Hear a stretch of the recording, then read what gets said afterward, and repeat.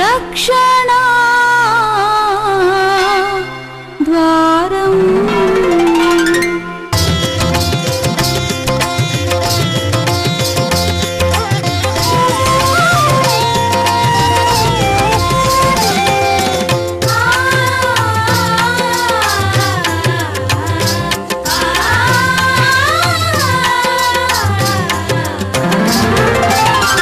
రక్షణ ద్వారం ఇది, రక్షణ ద్వారం.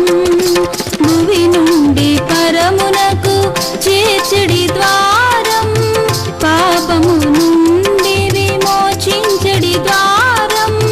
కులమత భేదం లేనే లేదు, పేద గొప్పని భేదం లేదు. ఎంత పాపివైనా గాని తెరవబడును నీ కొరకై. యేసే ఆ ద్వారం, ప్రభు యేసే రక్షణ ద్వారం. యేసే ఆ ద్వారం, ప్రభు యేసే రక్షణ ద్వారం. రక్షణ ద్వారం ఇది, రక్షణ ద్వారం. అందరికీ శుభవార్త. రక్షణ ద్వారం బైబిల్ స్కూల్ దైవజనులు డాక్టర్ గోడి జాన్ రాజయ్య గారికి దేవుడిచ్చిన తలాంతులతో అనేకులను దేవుని సేవ కొరకు సిద్ధపరిచి అభిషేకించాలనే సదుద్దేశ్యంతో మీ అందరి కోసం రక్షణ ద్వారం బైబిల్ స్కూల్ 3 నెలలు మాత్రమే చదువుట వ్రాయుట వచ్చి ఉండి మారు మనసు పొంది బాప్తిస్మం తీసుకొని సేవ పట్ల ఆసక్తి కలిగి ఉంటే చాలు. స్త్రీ పురుషులు ఎవరైనా 15 సంవత్సరాలు పైబడి 40 సంవత్సరాల లోపు వయసు గలవారు మాత్రమే అర్హులు. మీకు పూర్తి ఉచితంగా 3 నెలలు ప్రార్థనలోనూ, వాక్యములోనూ, ఆరాధన చేయటలోనూ, పరిశుద్ధాత్మ అభిషేకములోనూ, సంఘ పరిచర్య చేయటలోనూ చక్కని తర్ఫీదును ఇచ్చి సేవకులుగా చేసి అభిషేకం చేసి సర్టిఫికేట్ ఇచ్చి మిమ్మల్ని పంపెదము. తప్పక పాల్గొనండి. నేడే ఫోన్ చేసి మీ పేరు నమోదు చేయించుకోనండి. మా ఫోన్ నెంబర్ 9866604503. పరిశుద్ధాత్మ బలమును గురించి ఒక వ్యక్తిని మార్చాడు. ఆయన సౌలు. పౌలుగా మారిన తర్వాత తన జీవితంలో జరిగిన అద్భుతాన్ని మనము వివరించాం. ఆ మహిమ పరిచర్యలో దేవుని బిడ్డలను సమీకరించడానికి అపోస్తుల చిహ్నములు, సంఘములో కూడా 5 రకాల పోస్టులు ఇచ్చాడు. వాళ్ళు ప్రత్యేకంగా కనబడతారు. వాళ్ళు అపోస్తులను పిలవబడిన వాడు. ఇల్లు అలగగానే దీపావళి పండగ అయిపోదు, సంచి తగిలించగానే సేవకుడుగా మారిపోడు. చాలా కష్టం ఉన్నది. అపోస్తుల చిహ్నములు వారి పరివర్తనలో, దేవుడు వారి వాడుకునే విధానంలో ఒక ప్రత్యేకత ఉంటుంది. అలాగే అతడు తన జీవితాన్ని మారుస్తున్న సమయంలో, అనేక ఆత్మల కొరకు అతడు పాటుపడుతున్న సమయంలో, ఒక ఆత్మను ఎలా రక్షించగలడు? నేను మహారాష్ట్రలో ఉన్నాను. ఆ సమయంలో మహారాష్ట్రలో ఉన్నటువంటి ఒక పెద్దది రైల్వే స్టేషన్, అన్నిటికీ బీటీ స్టేషన్ అంటారు, మీ అందరూ తెలిసే ఉండొచ్చు. అక్కడ ప్లాట్ఫామ్ మీద ఒక వ్యక్తి, వృద్ధుడు, గొడుగు వేసుకుని అటు ఇటు తిరుగుతున్నాడు. ఒక రోజు చూశాను, ఏంటో అనుకున్నాను. ఆ గొడుగు మీద రకరకాల వాక్యాలు రాయబడి, వాక్యాలు అనుకోలేదు నేను, హిందీలో రాయబడి ఉన్నాయి. సరే చూసి చూడండి వెళ్ళిపోయి. 2వ రోజు నాకు కనపడ్డాడు. నేను నా పక్కవాడిని అడిగాను, అతడు నిన్న కూడా చూశానయ్యా, ఈరోజు కూడా చూశాను, ఏమిటి అని అడిగితే అతడు క్రీస్తుని వాక్యముల ద్వారా పరిచయం చేస్తున్నాడు. దేవునికి స్తోత్రమా. వృద్ధుడు మాట్లాడలేడు. అతడు కొంచెం దూరం ఆ ప్లాట్ మీద నడుస్తాడు. ప్రతిరోజు ఒక గొడుగుని ఎప్పుడు ఇలా తిప్పుకుంటూ నడుస్తాడు అనమాట. చూసారా, స్వార్థ ప్రకటన చాలా రకాలుగా చేస్తారు. అయితే ఈ రోజున మనము ఒక పాపిని రూపాంతరము చెందుట అనే అంశం మీద అపోస్తలులైన వారు, పిలువబడిన వారు, వారి వాక్యము ద్వారా, వారికి ఇచ్చిన తలాంతుల ద్వారా నీ పాప బ్రతుకుని మార్చి క్రీస్తుకు నడిపించుట. నా పిలుపు అపోస్తల పౌలులాగే అన్యుల మధ్యలో సువార్త నాది. కనుక ఇప్పటికీ అన్యులు అనేకులు క్రీస్తు ప్రేమలకు నడిపించాడు తండ్రి. నేను 6000 బాప్తిసాలు ఇచ్చాను ఇప్పటికీ. అందులో 85% హిందూ సమాజమే, క్రైస్తవులు చాలా తక్కువ. బ్రాహ్మణ్స్ ఉన్నారు. ఈరోజు ఒక బ్రాహ్మణితో మరి మీరు చూడలేదు కానీ చూసిన వాళ్ళకి ఆశ్చర్యం. విభూతి పెట్టుకుని అన్నీ పెట్టుకుని జంజిబొట్టు వేసుకుని ప్రార్థనకు వచ్చాడు. దేవునికి స్తోత్రం చెప్పండి. పాస్ గారు మీ దగ్గరికి అంటే డైరెక్ట్గా వేదిక మీదకి వచ్చేసాడు. నిజం. నేను అతను కౌగులించుకొని యేసుని గురించి కూడా అతనికి చెప్పాను. దేవునికి స్తోత్రమా.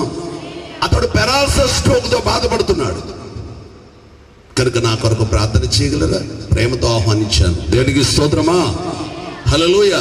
ప్రార్థించిన తర్వాత అతడు చెప్పేది ఏంటంటే, 6 సంవత్సరాలు అయిందండి పాస్టర్ గారు నేను కింద కూర్చొని, ఇప్పుడు నేను కూర్చున్నాను చూడండి అంటున్నాడు. దేవునికి స్తోత్రం చెప్పండి. సాక్ష్యం చెప్పాడు.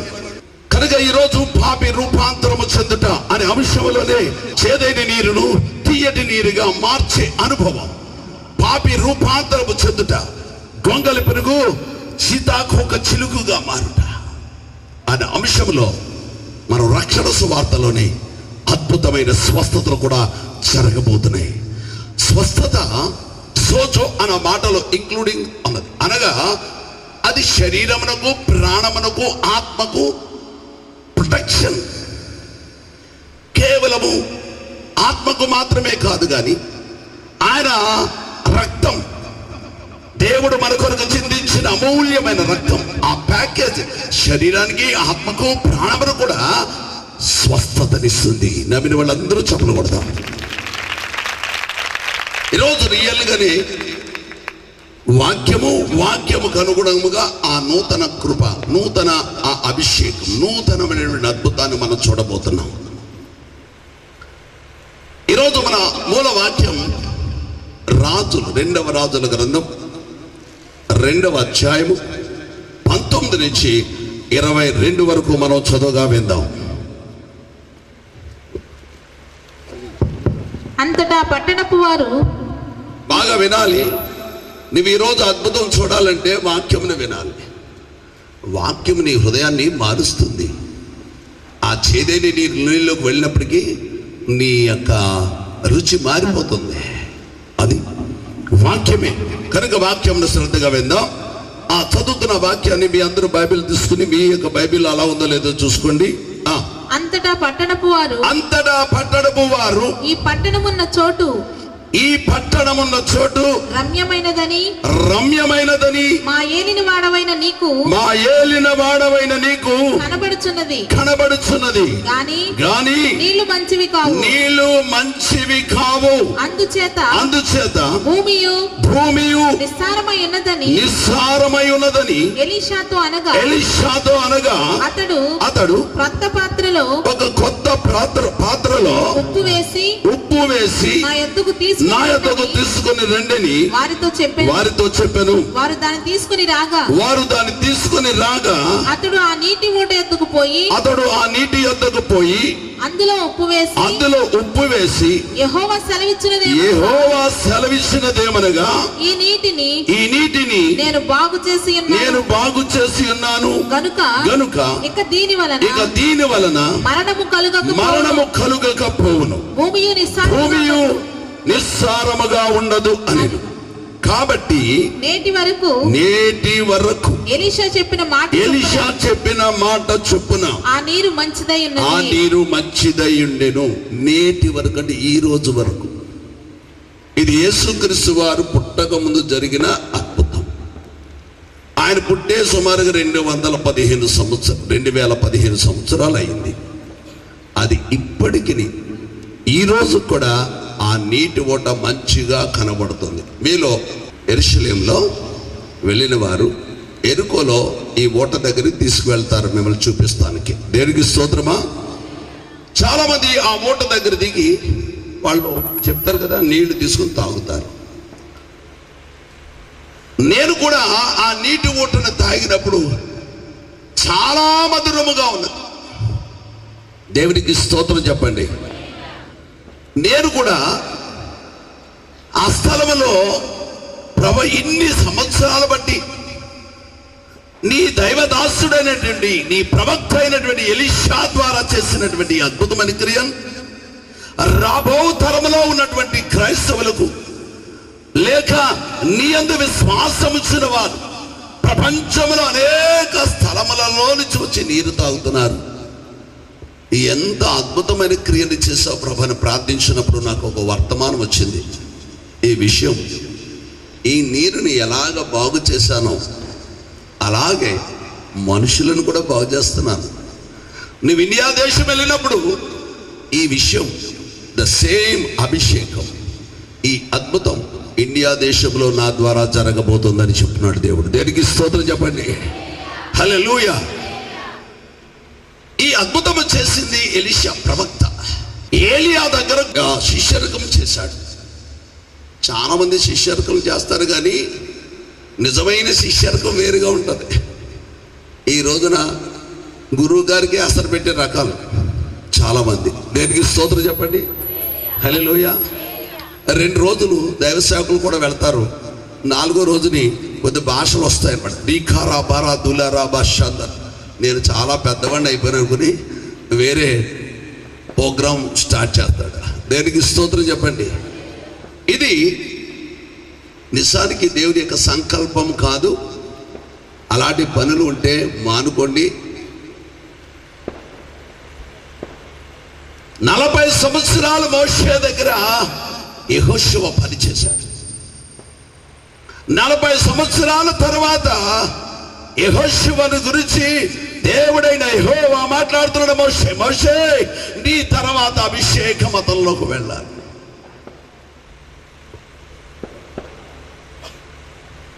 అభిషేకం అనేది తొందరగా రాదు. చాలాసార్లు శిష్యరకం చేయాలి. దేవునికి స్తోత్రం చెప్పండి. వెంటనే తొందరపడి రాదది. దేవుడు గనక అతనిని అభిషేకించమని చెప్పినప్పుడు ఆటోమేటిక్గా దైవ సేవకులను అభిషేకం వెళ్ళిపోతుంది అతను. దేవునికి స్తోత్రమా.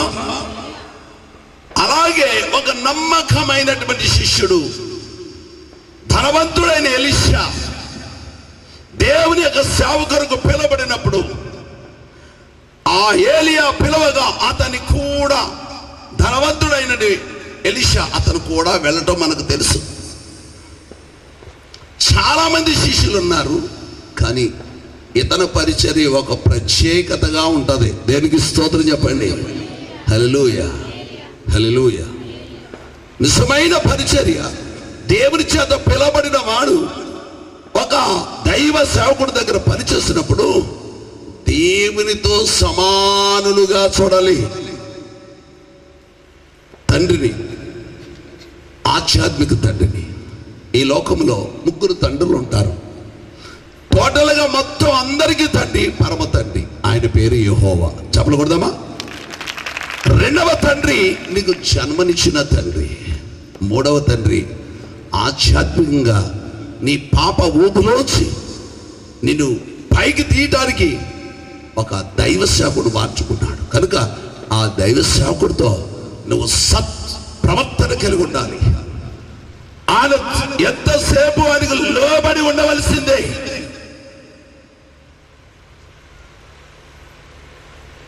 దేవుడు అతనిలోని అభిషేకం నీలోకి రావాలి అంటే చాలా పరీక్షలు పెడతాడు శిష్యుడిని. ఉదాహరణకి ఏలియా ఇప్పుడు వెళ్ళిపోతున్నాడు పరలోక రాజ్యం, అందరికీ తెలిసిపోయింది, శిష్యుడు కూడా తెలిసిపోయింది.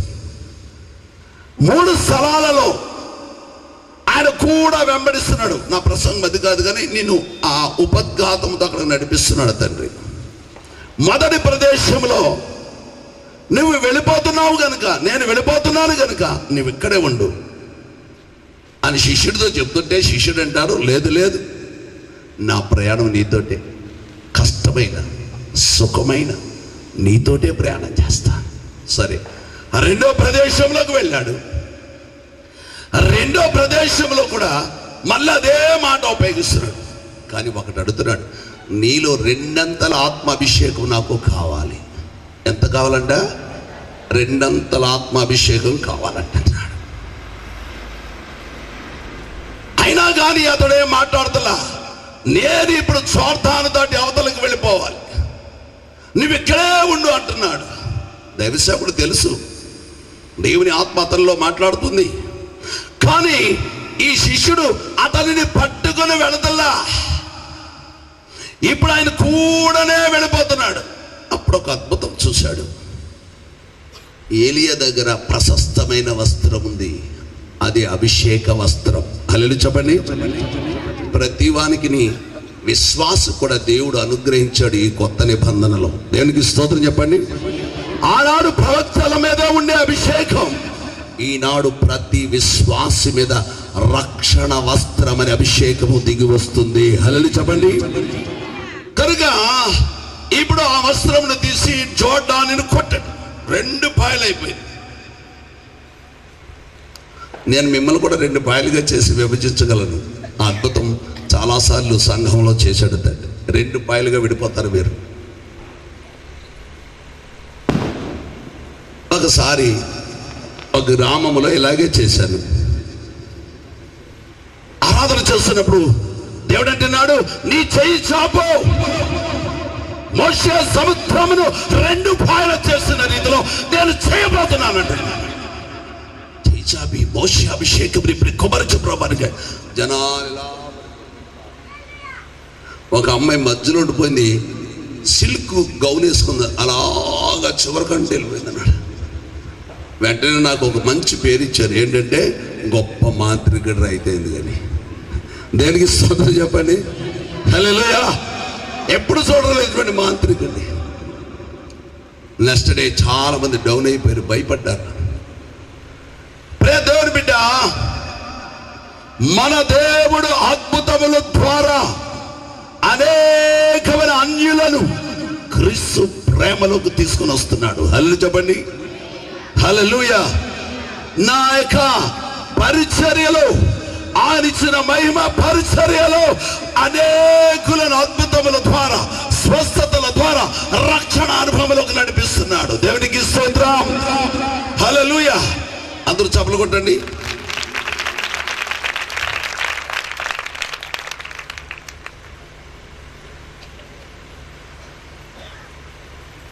ఎలియా తన అభిషేకాన్ని వాడి తన వస్త్రమును తీసి కొట్టగా మోషే కర్రతో సముద్రమును ఎలా తాకిందో 2 పాయలు అయిందో, ఆయన వస్త్రాభిషేకము ద్వారా 2 పాయలైంది. ఇద్దరు అవతలకి వెళ్ళారు. ఇప్పుడు అడుగుతున్నాడు గురువు గారు కాళ్ళు పట్టుకుని, అయ్యా ఇక సమయం ఆసనమైంది కనుక నీవు 2 అంతల అభిషేకం నాకు ఇస్తే కానీ కుదరదు. ఎవ్వడి మానవుని చేతిలో లేదు అభిషేకం చేయటం. దేనికి స్తోత్రం చెప్పండి. హల్లెలూయా చెప్పండి. ఊరికనే పేపర్ మీద ఇవ్వచ్చేమో. దేనికి స్తోత్రం చెప్పండి. అభిషేకము సర్వశక్తిమంతుడైన దేవుని వల్ల మాత్రమే కలుగుతుంది. ఆమేన్. ఇప్పుడు గురువు గారిని ఎలీషా అంటున్నాడు, నాకు నీకు ఇవ్వాలని ఉంది, కానీ నా వశంలో లేదు కదా. రెండవది, నీవు యోగ్యుడవైతే ఇప్పుడు నేను ఎత్తబడుతున్నప్పుడు నా యొక్క వస్త్రమును నీ మీదకు వదిలేస్తాను. అది నీకు కనబడితే 2 అంతల ఆత్మాభిషేకము నీకు దొరుకుతుంది. దేవునికి స్తోత్రం చెప్తాను. ఇదిగో అగ్ని రథం మీద తన గురువు గారు వెళ్ళిపోతున్నారు. ఒక అభిషేకము నీకు రావాలంటే, విశ్వాసి నీ మీద అభిషేకము దిగాలంటే ఖచ్చితంగా నీవు యోగ్యుడు అయి ఉండాలి. ఆమేన్. అభిషేకం నీ మీద రావాలంటే నీలో పాపక్షమాపణ పొందాలి. ఆమేన్. మారు మనసుతో కూడిన పరిశుద్ధాత్మ, మారు మనసుతో కూడిన బాప్తిసము నీవు పొందితేనే కానీ నీ మీద వచ్చేది దేవుని ఆత్మ కాదు. రీఖారాబారా దూలారాబా షందారాబాబా అనేది దెయ్యాలు కూడా ఉంటాయి. దేనికి స్తోత్రం చెప్పండి. చాలాసార్లు దెయ్యాలు మాట్లాడి నాతోటి, పాద్రి నీలాగా నేను భాషలు మాట్లాడలేనా, నీలాగా నేను వాక్యము చెప్పలేనా, చెప్తాయి దెయ్యాలు. మనకంటే బాగా తెలుసు కనుక ప్రభుని యేసయ్యను పట్టుకుని అడవిలోకి తీసుకెళ్ళి శోధించింది. దేనికి స్తోత్రం చెప్పండి. ఆఫ్టర్ నువ్వు నేను ఎంత మహామహులైపోయారు. దైవ సేవకుడు అభిషేకుడు వెళ్ళిపోతున్నాడు, అతనిలోని అభిషేకము వృధా కాకూడదు, తర్వాత తన పరిచర్య కొనసాగించాలి. ఒకసారి బెంగళూరులో మైసూర్ రోడ్లో నేను సువార్తకు బిడిదనే ప్రాంతంలో ఆగి చేస్తున్న రోజుల్లో అక్కడ ఒక దైవ సేవకురాలు ఉండేది. ఆమె తెలుగు ఆవిడ కానీ 70 సంవత్సరాల వయసులో చనిపోయింది. అభిషేకం 2 కూతుర్లు ఉన్నారు, 2 అమెరికాలో ఉన్నారు. మన ప్రపంచంలో మంచి అభిషక్తులుగా పేరు పొంది దైవస్వం చేసిన దినకరయ్య గారు ఆమె దగ్గరికి వెళ్ళి ప్రార్థన చేయించుకునేవారు. అటువంటి సిస్టర్ చనిపోయారు. నేను కూడా 2వ రోజున అక్కడికి అటెండ్ అయ్యానమాట. నాకు తెలీదు, ఆవిడెవరో తెలీదు. అలా చెప్పుకున్నప్పుడు నేను కూడా అక్కడికి వెళ్ళాను. దేవుని ఆత్మ నాతో మాట్లాడుతుంది. 2 కూతురు కోటేశ్వర్లే, పెద్ద కుమార్తె చూడండి అమెరికాలో చాలా ధనవంతురాలైనటువంటి, 2వ కూడా అమెరికాలోనే ఉంది. కానీ పెద్దవాడికి ఈ పరిచర్యను భారం మొయ్యాలని ఉంది, చిన్న కూతురుకు మొయ్యాలని లేదు. దేవుడు నాతో చెప్తున్నాడు, నా అభిషేకము చిన్న కూతుర్లకు వెళుతుందని చెప్పు, పెద్ద కుమార్తెకు నాకు ఇష్టం లేదని చెప్పు అంటున్నాడు. రోడ్డు అంటే వెళ్ళివాడు నాకు మధ్యలోకి వెళ్ళి నేను ఎలా చెప్తే ఉంటుందంటారా? కానీ దేవుడు తన కృప చేపన ఆమెతో మాట్లాడినప్పుడు వెంటనే పరిశుద్ధాత్మ అభిషేకమంతలో జరిగింది. ఆమె తల్లిలో ఉన్న అభిషేకమంతా ఆమె పొందుతుంది. ఆమె వెంటనే చెప్తుంది, సంగమా సిద్ధపరచండి. సువార్త బోరవద్దు మొదలెట్టేసిందంటే దేవునికి స్తోత్రమా. ఆ 19 చేస్తుండే డబ్బులతో వచ్చేది కాదు, అది దయా సంకల్పం దేవునిది. దేవునికి స్తోత్రం చెప్పండి. ఈనాటి క్రైస్తవుడి మీద నిజమైన మారు మనసు రక్ష ఉంటే ఇప్పుడు అభిషేకం అందరి మీదకి రావడానికి పరిశుద్ధాత్మ దేవుడు ఇష్టపడుతున్నాడు కనుక కొట్టు. ఇప్పుడే బలమైన అభిషేకం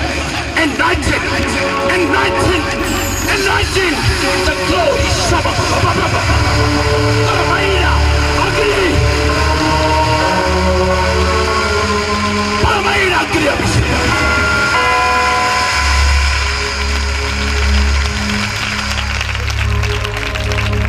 దేవుని ప్రేమ వెల్లడి చేస్తుంది. ప్రవక్తలకు మాత్రమే ఉండే అభిషేకం పాపులైన మన మీదకి దేవుడు తన ప్రియ కుమారుని యొక్క రక్తం ద్వారా శుద్ధిని చేసి మనల్ని కూడా అన్యాయం చేస్తున్నాడు ఇప్పుడు. ఆమేన్. ఒకసారి ఒక అనాథాశ్రమంలో సువార్త ప్రకటిస్తానికి వెళ్ళాను. కొండలతో మీ ఆమెకి జారి పడిపోయింది. నేను మరొక డ్రైవరు 2 కుర్రోళ్ళు ఉన్నారన్నమాట. ఆమె బాధపడుతుంది. నేను వెళ్ళి అడిగాను అనమాట కన్నడంలో, అమ్మా ఆ పిల్లల్ని అడుగుతున్నాను అనమాట, ఈ శత్రువైన సాతానుని బంధించడానికి ఏమంటారు అని అడిగాను అనమాట. అపోలపో సాతానా, అపోలపో సాతానా పో పో అంటారన్న. 2000 మంది పిల్లలు ఉన్నారు ఆ స్కూల్లో. నేను అందరిని కలిసి కూర్చోబెట్టి ఆ సిస్టర్ని అక్కడ కూర్చోబెట్టి అపోలపో సాతానా, అపోలపో అపోలపో సాతానా, అపోలపో అపోలపో సాతానా, అపోలపో వాళ్ళు అంటున్నారు పో పో. 2 నిమిషాలు ఆరాధన చేశాం. పరిశుద్ధ ఆత్మదేవుడు ఆ చెయ్యిని ఎత్తికేశాడు. ఈరోజు నాకు గుర్తుకొచ్చింది అది. దేవునికి స్తోత్రమా. ఈ రోజున సర్వ మనుషులను పాప క్షమాపణ పొందిన వారి ప్రతి వాని మీద ఆయన ఆత్మ కుమ్మరింపు జరుగుతున్న రోజులు ఇవి. హల్లెలూయా. ఇంకా విస్తారముగా కొమ్మరిస్తాడు. ఇప్పుడు చిలకరింపులు మాత్రమే. ఒక దినమునైతే టోటల్గా సర్వ మానవాళి మీద కొమ్మరి. ఎవరైతే ఎలిజిబిలిటీ ఉంటారో వాళ్ళందరూ ఆత్మతో నింపబడతారు. దేవునికి స్తోత్రం. వాగ్దానముల నెరవేర్పు జరుగుతుంది. ఇక్కడ ఎప్పుడైతే ఎలీషా తన వస్త్రమును, అభిషేక వస్త్రమును కిందకు జారి విడిచాడు, ఎలిజిబిలిటీ పర్సన్ కాబట్టి కనపడుతుంది, అందరికీ కనపడుతుంది అది. ఆమేన్. చాలామందికి కనపడదు, దెయ్యం అంటే కనపడదు, కళ్ళు తెరిస్తే దెయ్యం కనపడతాం. దేవునికి స్తోత్రమా, హల్లెలూయా. తీగ మారిపోయిందా? ఎలా మారిపోయిందంటావు? ఆయన ఏదో పందారేసి ఉంటాడులే. దేనికి స్తోత్రం చెప్పండి. ఎప్పుడైతే ఆ వస్త్రము కిందకి జారిందో ఎలీషా కనపడుతుంది. వెంటనే పట్టుకున్నాడు, దాన్ని 2 ముక్కలుగా చీల్చాడు, తీసుకొస్తున్నాడు. గురువు గారు ఏమి చేస్తారో చూడడానికి అదే ప్రదేశంలో అదే అభిషేకం మళ్ళా కొట్టగా 2 పాయలైనది. దేవుడికి స్తోత్రం చెప్పండి, హల్లెలూయా. అందరికీ శుభవార్త. రక్షణ ద్వారం బైబిల్ స్కూల్ దైవజనులు డాక్టర్ గోడి జాన్ రాజ్ అయ్య గారికి దేవుడిచ్చిన తలాంతులతో అనేకులను దేవుని సేవ కొరకు సిద్ధపరిచి అభిషేకించాలనే సదుద్దేశ్యంతో మీ అందరి కోసం రక్షణ ద్వారం బైబిల్ స్కూల్ 3 నెలలు మాత్రమే చదువుట వ్రాయుట వచ్చి ఉండి మారు మనసు పొంది బాప్తిస్మం తీసుకొని సేవ పట్ల ఆసక్తి కలిగి ఉంటే చాలు. స్త్రీ పురుషులు ఎవరైనా 15 సంవత్సరాలు పైబడి 40 సంవత్సరాల లోపు వయసు గలవారు మాత్రమే అర్హులు. మీకు పూర్తి ఉచితంగా 3 నెలలు ప్రార్థనలోనూ, వాక్యములోనూ, ఆరాధన చేయటలోనూ, పరిశుద్ధాత్మ అభిషేకములోనూ, సంఘ పరిచర్య చేయటలోనూ చక్కని తర్ఫీదును ఇచ్చి సేవకులుగా చేసి అభిషేకం చేసి సర్టిఫికేట్ ఇచ్చి మిమ్మల్ని పంపెదము. తప్పక పాల్గొనండి. నేడే ఫోన్ చేసి మీ పేరు నమోదు చేయించుకోనండి. మా ఫోన్ నెంబర్ 9866604503.